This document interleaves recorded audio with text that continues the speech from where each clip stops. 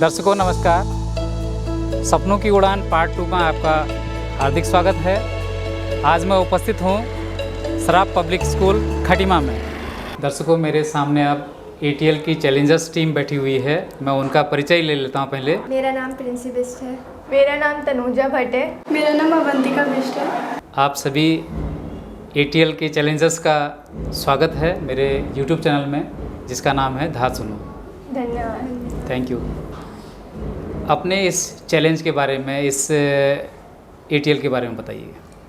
तो बेसिकली जो ATL होता है उसमें मतलब बच्चों को जागरूक किया जाता है कि लोगों की मदद करने के लिए हम अपने प्रोजेक्ट को बनाएं और उन्हें रियल लाइफ में मतलब इम्प्लीमेंट करें, और ताकि जो गरीब लोग हैं या फिर कोई भी ज़रूरतमंद है उन्हें फ़ायदा हो।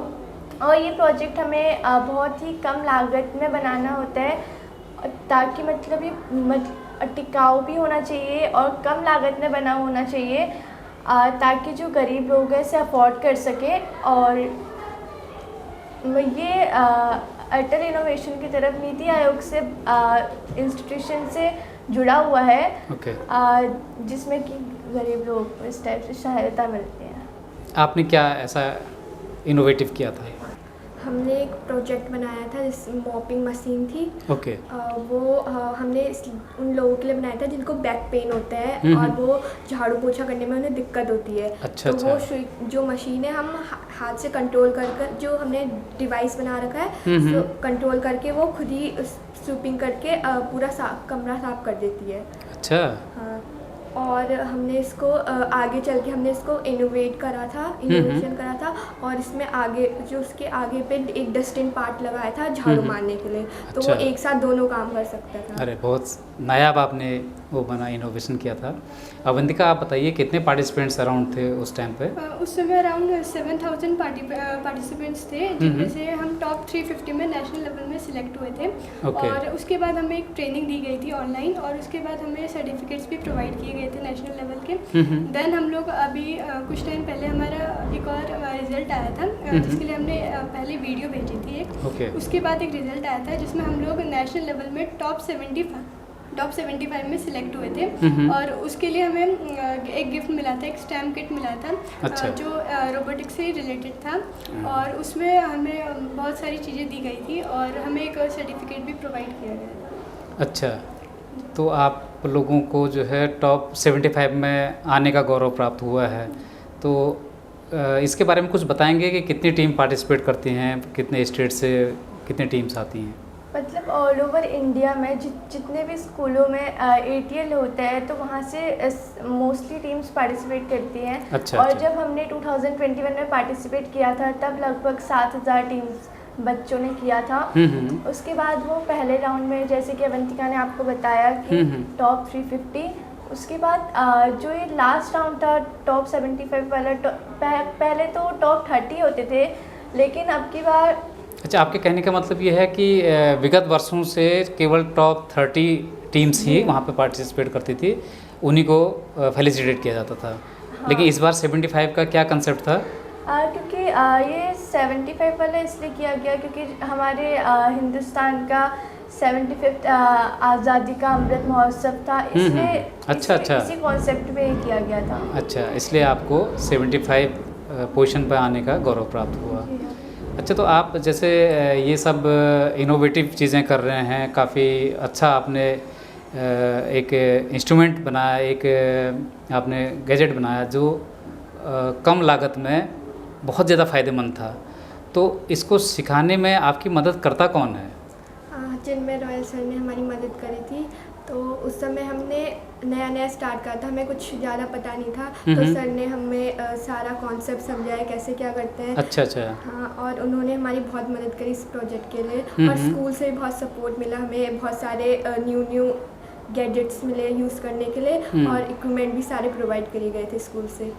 अच्छा, तो आपके स्कूल में ही आपके सर जो है मेंटर हैं, और वो आपको सपोर्ट करते हैं इन सब चीज़ों के लिए।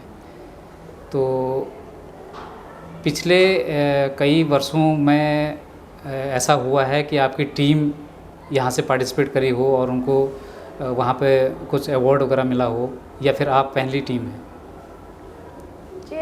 भी नहीं है, क्योंकि हमने तो जब हम 6 में थे तभी हमें अपॉर्चुनिटी मिली थी। अच्छा।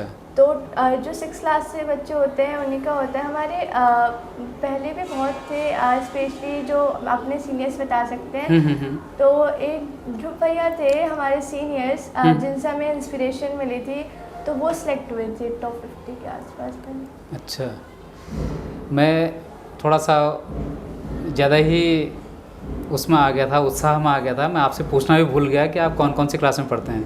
हम 8th में। अच्छा, आप कितने में पढ़ती हैं? 8th में बैठते हैं। तीनों 8th में पढ़ती हैं? और इतनी कम उम्र में आप लोग नेशनल लेवल पे रिप्रेजेंट कर रहे हैं सराफ पब्लिक स्कूल को, ये अपने आप में बहुत बड़ी बात है। अगर हम बारी बारी सभी से पूछें कि आपका जो फ्यूचर गोल है वो क्या है? Software engineer. मेरा IAS बनना है। सर मेरा डॉक्टर बनने का सपना। बिल्कुल, तीनों लोग अलग अलग डिफरेंट फील्ड्स को सिलेक्ट कर रहे हैं। अच्छा, IAS बनने में काफ़ी मेहनत का इश्यू रहता है, यस सर। तो क्या सोच के चल रही हैं? सर अभी तो ज़्यादा कुछ नहीं सोचा है, क्योंकि अभी क्लास 8 में, बट कभी कभार जैसे इंटरव्यूज़ की वगैरह वीडियोज़ या क्वेश्चन देख लेती हूँ, कभी टाइम मिल जाता है। किसको देख के लगता है कि आपको IAS बनना चाहिए? सर ऐसा तो कुछ नहीं है। कहाँ से प्रेरणा आई आपको कि कब लगा आपको कि मुझे IAS बनना चाहिए? सही अभी जब आप फाइनल्स हुए थे और हम 8th में आए थे, तभी एक एपिसोड मैंने देखा था जिसमें IPS वगैरह ट्रेनिंग से जाते थे। तभी मैंने भी सोचा कि अपने देश को सर्व करने के लिए मुझे भी एक IAS बनना चाहिए। अच्छा, बढ़िया। आपके परिवार में कोई इंजीनियरिंग बैकग्राउंड से भी हैं? नहीं, मेरे फादर आर्मी में और मेरी मम्मी हाउसवाइफ है। अच्छा, तो ये जो निर्णय आप लोग ले रहे हैं, जैसे आप कह रहे हैं आप डॉक्टर बनना चाहती हैं, तो आप भी किसी डॉक्टर फैमिली से बिलोंग करती हैं या फिर घर में कोई ऐसा वो नहीं है? जी नहीं, मेरे फूफा जी डॉक्टर हैं और अच्छा। उन्हीं से मुझे प्रेरणा मिली है कि मैं डॉक्टर बन सकूँ। और मेरा परिवार भी चाहता है कि मैं एक डॉक्टर बनूँ। हालांकि मेरे फादर एक टीचर है और एक मेरी मम्मा एक हाउसवाइफ है। अच्छा, और आपके घर में दूर दूर तक कोई इंजीनियर नहीं है? नहीं, मेरे बड़े भैया हैं, मतलब मेरे बड़ी मम्मी के बेटे। अच्छा, तो कहीं रिलेशन में आपके इंजीनियर हैं, तो आप उनसे थोड़ा इंस्पिरेशन ले रही हैं कि आप भी उस फील्ड को चूज़ करेंगे। आप अपनी थोड़ा सा दिनचर्या बताइए, सुबह से लेकर के रात को सोने तक का आपका शेड्यूल क्या है? मैं सुबह 5:30 बजे उठती हूँ और उसके बाद स्कूल के लिए रेडी होती हूँ, ब्रेकफास्ट करती हूँ, स्कूल आती हूँ। उसके बाद स्कूल में आने के बाद यहाँ पे स्टडीज़ करती हूँ, फिर घर जाती हूँ, फिर ट्यूशन के लिए जाती हूँ 2 घंटा। उसके बाद घर आके स्टडी प्लेइंग के लिए जाती हूँ, बाहर खेलने के लिए। और मेरा छोटा भाई भी है, उसको थोड़ी देर पढ़ाती भी हूँ। अच्छा। और उसके बाद अपनी होमवर्क करती हूँ और बस ज़्यादा। आपका? सुबह ऐसे ही 5 बजे उठ के तैयार वैयार होके स्कूल 7:30 बजे तक 7 बजे तक पहुँच जाते हैं। फिर घर 2:30 बजे पहुँच के थोड़ी देर आराम करके 4 बजे से होमवर्क करने बैठती हूँ 5 बजे तक। उसके बाद 6 बजे तक टीवी वगैरह देखी और फिर 7 से 9 बजे तक पढ़ के फिर। अच्छा, आपका अवंतिका? जी मैं 6 बजे उठ जाती हूँ और उसके बाद स्कूल के लिए तैयार होती हूँ और फिर स्कूल से घर आने के बाद मैं थोड़ी देर रेस्ट करती हूँ। और उसके बाद जैसे मेरे फादर टीचर हैं तो वो ही मुझे आधे से 1 घंटा पढ़ाते हैं। और उसके बाद फिर मेरे कुछ ब्रदर सिस्टर हैं तो मैं उन्हीं के साथ खेलती हूँ और उसके बाद घर आके फिर रेगुलरली 9 बजे तक पढ़ाई करती हूँ। जैसा कि आप नेशनल लेवल पर टीम इवेंट में पार्टिसिपेट कर चुके हैं, तो कितनी देर कन्वर्सेशन आपस में होता है? फ़ोन कितना यूज़ करती हैं? सर अभी कभी स्टार्ट हो गया तो फिर 1 घंटे तक चलता है। आप तीनों की आप आपस में? या अच्छा, तो किस तरीके की बाइंडिंग महसूस करती हैं? क्या है, कंफर्टेबल महसूस करते हैं एक दूसरे को? किस तरीके से सपोर्ट करती हैं? बॉन्डिंग अच्छी है हमारे साथ तीनों की। हम 3rd स्टैंडर्ड से एक साथ थे। अच्छा। एक ही क्लास में और अभी भी हमारा सेक्शन एक ही है। अच्छा। तो हमने एक साथ ही प्लान बनाया था इसमें पार्टिसिपेट करने का। और अगर हम हॉबीज़ की बात करें, पढ़ाई के अलावा क्या बनना चाहते हैं वो आपने बताया, तो हॉबीज़ की अगर हम बात करते हैं तो फिर क्या आपका जवाब है? मुझे आर्ट में ड्राइंग बनाना अच्छा लगता है, पेंटिंग, ड्राइंग। अच्छा, बनाती भी हैं आप? हाँ। अच्छा। जी मैं भी ऐसी ड्राइंग्स और कभी कभी फ़ोन में जैसे रोबोटिक्स के बारे में देखा तो उनके बारे में जानना ज़्यादा पसंद है। मुझे भी आर्टिस्टिक थिंग बहुत ज़्यादा पसंद है। तो आप लोगों में काफ़ी चीज़ें सिमिलर हैं, केवल आप फ्यूचर का जो गोल बनाए हुए हैं वो डिफरेंट फील्ड्स को सिलेक्ट कर रहे हैं, वरना लगभग आपको लगभग एक चीज़ पसंद है। म्यूज़िक का शौक़ किसको है? सुनने का शौक है बस। सुनते हैं, गाते नहीं हैं। और बाकी समाज में अपनी क्या हिस्सेदारी समझते हैं, क्या भागीदारी समझते हैं, किस तरीके से आप अपने से छोटे बच्चों को हेल्प कर सकते हैं? मतलब जैसे कभी किसी की हेल्प कर दी, जैसे कभी कोई कुछ मांगने वगैरह आता है तो घर से ला के दे दिया, लाइक दैट। ओके, मैं इसलिए आपसे कह रहा था क्योंकि आपने जो पुअर पीपल्स हैं, जो इकोनॉमिकली इतने साउंड नहीं हैं, उन लोगों के लिए तो आपने कुछ डिवाइसेस इस टाइप की बनाई जो उनको कम पैसों में, कम लागत में उनको कहीं ना कहीं फ़ायदा पहुंचाएंगे। मेरे कहने का मतलब ये है, जो बच्चे स्कूल नहीं जा पाते हैं या फिर अच्छे स्कूल्स में नहीं पढ़ पा रहे हैं किसी कारण से, तो उनको पढ़ाने के लिए या उनको इंस्पायर करने के लिए क्या एफर्ट्स कर सकते हैं? और